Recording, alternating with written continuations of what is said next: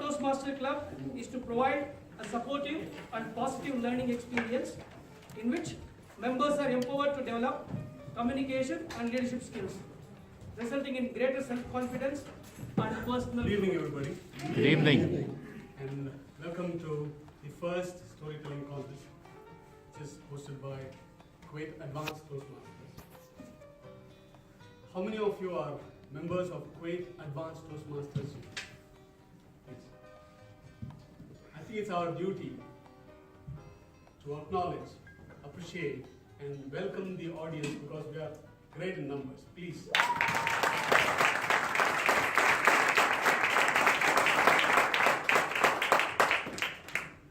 Kuwait Advanced Toastmasters, one of the objectives of Kuwait Advanced Toastmasters is to find that one person who can represent Kuwait at the international convention. And this is what we believe, the XCOM of the CAT believes, that is the first step in that direction. About the rules and regulations of this contest. Speech stories will be from one of the projects for the storytelling manual, the advanced project. Stories can be original or adapted from other sources. Therefore, originality is not a judging criteria, as the manual projects permit stories from other sources too. Because of that, I have not accepted the certificate of originality and also biographical information. And the timing is 6 to 8 minutes with 30 seconds grace. This is when I met the principal character of my story.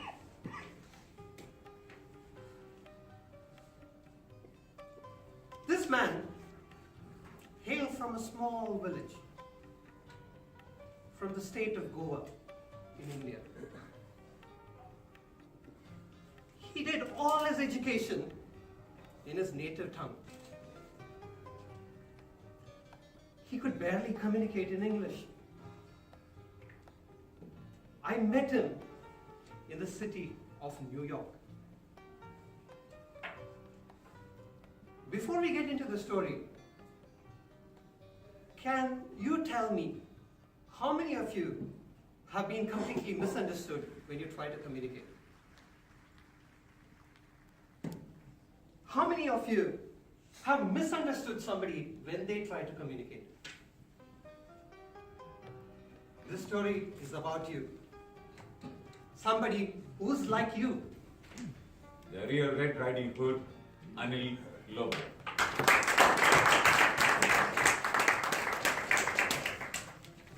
Children, have you heard the story of the Red Riding Hood? Yes. Do you really know the story of Red Riding Hood? I'm going to tell you the real Red Riding Hood story, told to me by little Red Riding Hood herself. You see, long time ago, in a small country called Kuwait, in a small little town called Salmiya, there lived a little family, just Daddy Hood, Mommy Hood, and they had 2 twin babies. Mommy Hood decided to call the babies Little Prevention better than cure, Babaraj.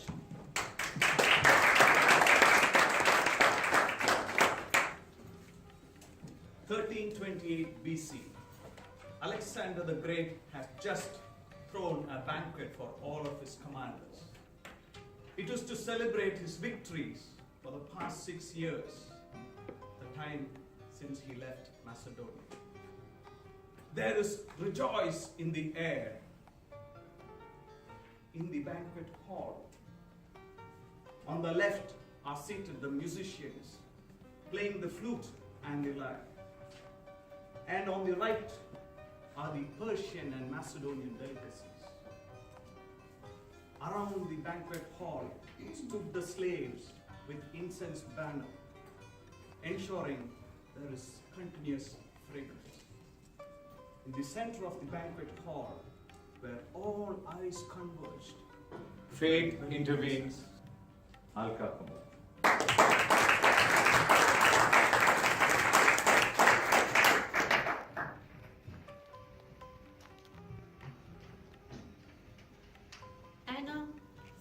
at her writing desk, next to the window. She looked up from her diary and looked outside at the sky, turning a delicious hue of orange as the sun seemed to dive into the sea far away on the horizon.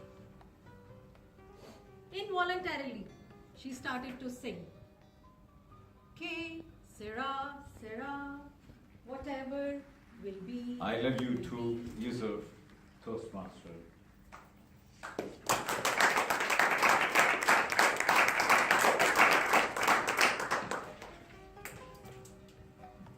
In the cold room, she was sitting on the chair, holding him between her hands, squeezing him so hard to her chest. She didn't allow anyone to be with her. She didn't allow anyone to hold her. All what she wanted to be with him, alone at that moment.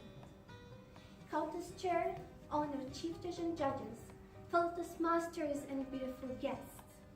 Sometimes life like to teach us lessons the hardest way.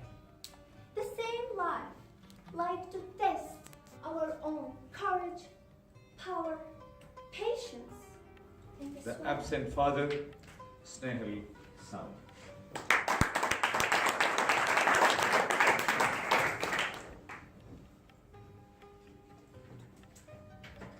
There are two things in Kuwait that bother me the most. One, the cabs. Because they never run by the meter and are extremely expensive. And two, the cab drivers. Because they're constantly talking over the phone and are almost always loud. While in a taxi, I like to watch the world go pass by and be lost in my thoughts. Read my favorite book. But the driver's gibberish always interferes with my thought and is directly proportional to my irritation. As much as I like to think that I'm extremely tolerant, it just annoys me. A friend in need, R. Satyamurthy.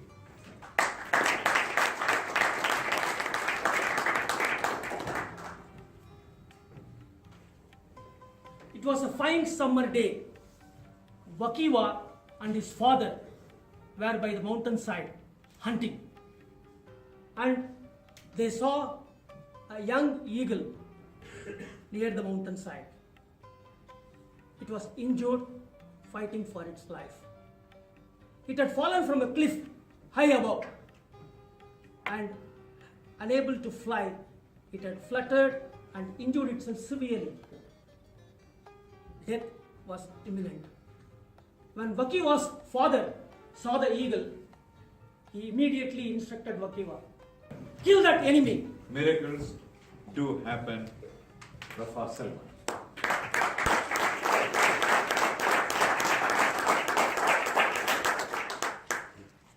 Sometimes all you can do is not think, not wonder, not imagine, not obsess. Just breathe and enjoy life and believe that miracles do happen. Contest chair, fellow Toastmasters, join me and listen to this story.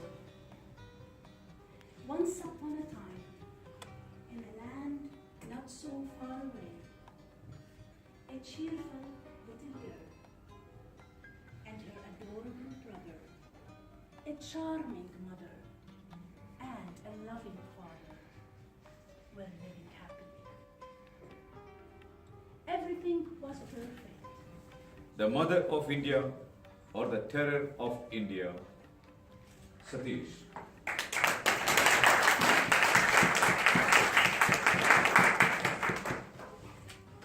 Houses on fire, people running everywhere, scarlet bloody river, blood flowing down the street. An angry mob was chasing, kill her, kill her! I was cornered. I have no other choice. I just covered my face. Suddenly someone said, stop! I woke up. It was a dream. bad dream. I looked at my alarm clock. It's 3:30 a.m. Today, 31st October 1984.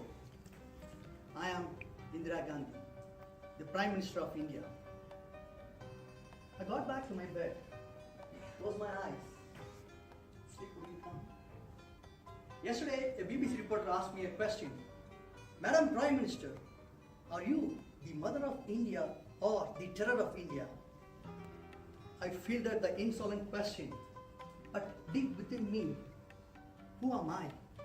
Am I the mother of India or the terror of India? When I was younger, my father aspired us to become a greater forms of ourselves. He told me, Indira, you are the future of this nation. I want you to lead this country, but keep people's best interest in mind. I took those words as a mission, and I fulfilled my father's vision by becoming the Prime Minister in 1966. Of course, people always criticize me for taking tough stance of imposing emergency rule or sending Operation Blue Star as a dictator. But had I not done those decisions, the country which we fought hard to take independence from the British would be divided into pieces.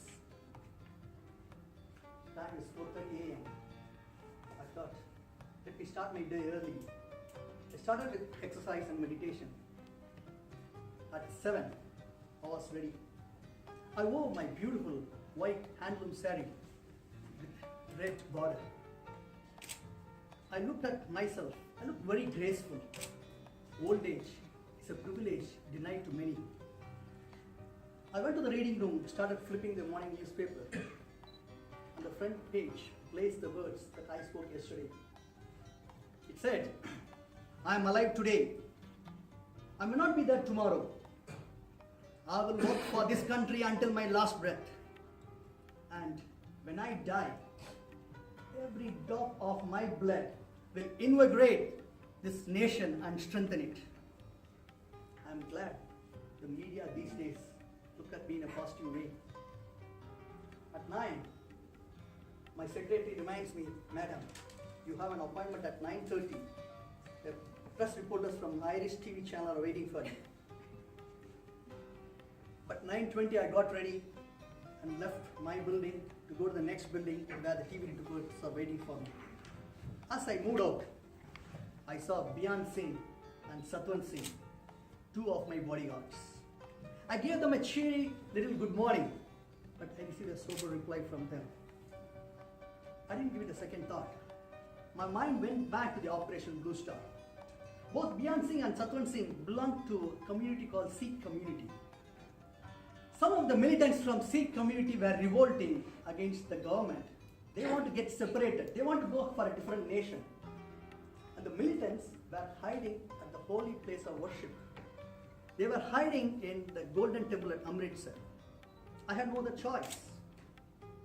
I involved the military convoy. It's called Operation Blue Star. The mission was successful. We eliminated all those militants. Unfortunately, due to the crossfires, some of the Sikh worshippers and the public got killed. This gave a bad taste among Sikh community, and I started receiving death threats since then. My secretary, upon hearing this, promptly removed all the Sikh men from my bodyguard team. I know Bian Singh for the last 10 years. He's a tall, well-built and very sincere man. I ordered here and reinstated him today. Satwan Singh is new. I'm seeing him for the first time. He's a tall, bearded man. But I've seen this face. Maybe he's the guy who came in my dream. I just shook the feeling away. I started moving out of my building.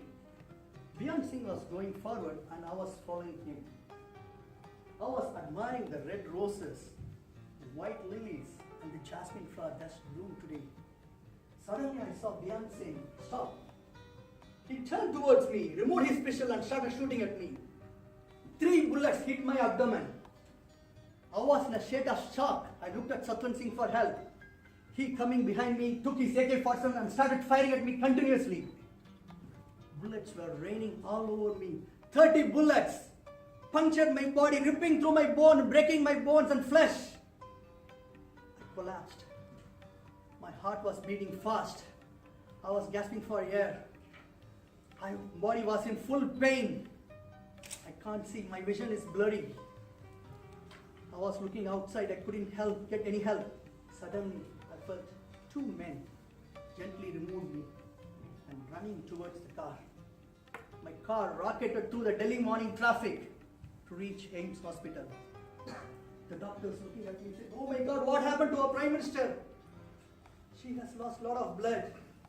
We will do our best." My heartbeat starts slowing down. I believe forgiveness is a virtue of the brave. Look back and move forward. Sadhika.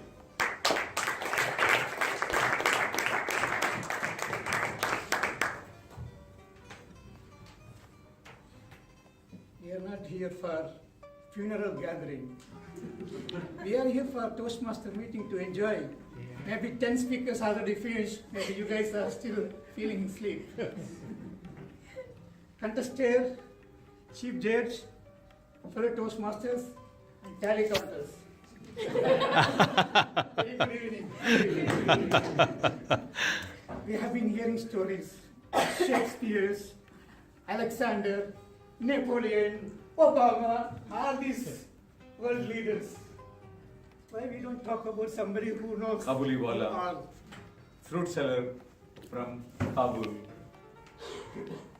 Kapil Kumra.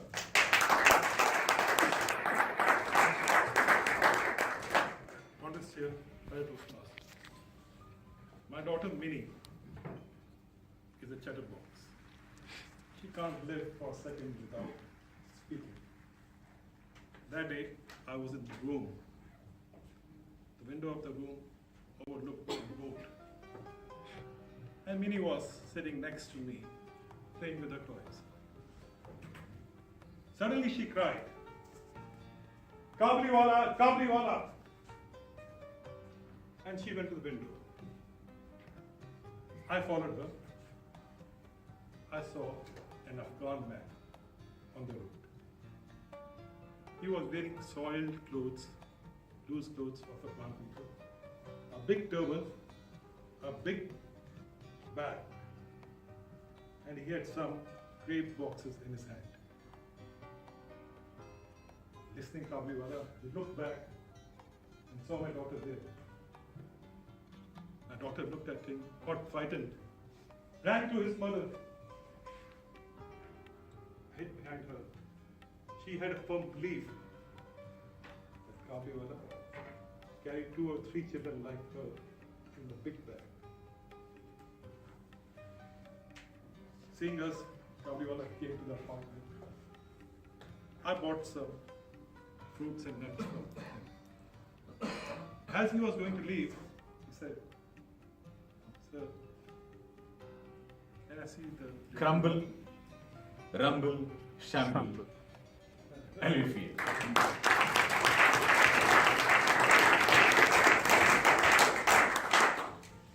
The warmth of the receding winter sun was perfect during the morning hours. The wind had a slight tinge of moisture in it. The Indian Republic Day parade was going on live on a small TV in a small tea stall in a town called Bhuj in India.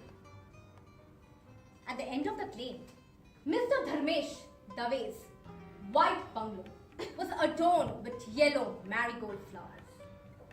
The entire portico was looking grand with the decoration of those flowers. Mr. Dharmesh's wife, Mrs. Jaya Dave, was dressed up in a maroon Indian outfit with shades of pink and cream on her sleeves.